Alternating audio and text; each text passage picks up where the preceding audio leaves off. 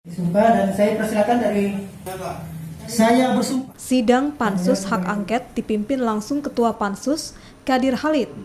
Sidang dihadiri sejumlah anggota DPD Provinsi, menghadirkan mantan pelaksana tugas Kepala Badan Kepegawaian Daerah Pemerintah Provinsi Sulawesi Selatan, Lubis, yang bertugas saat mutasi penjabat dilakukan.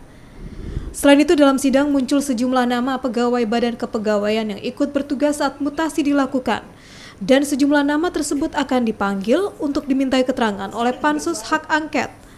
Menurut Kadir Halid, ada beberapa aturan yang dilanggar dan tidak dilaksanakan dalam hal mutasi 193 pejabat eselon 3 dan 4 oleh gubernur dan wakilnya, seperti adanya PP nomor 11 tahun 2017 dan Undang-Undang ASN nomor 5 tahun 2014.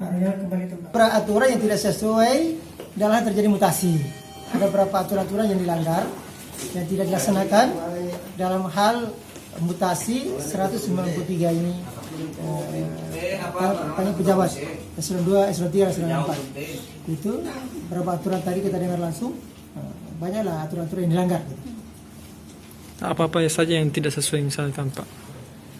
Ya, tadi kan misalnya ada PP nomor 11 tahun 2017, ada Undang-Undang ASN, Undang nomor 5 tahun 2014.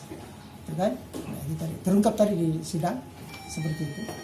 Dan saya kira tadi ramai karena semua anggota juga serius bertanya, dan pertanyaan-pertanyaan itu saya kira bisa kami kesimpulan-kesimpulan.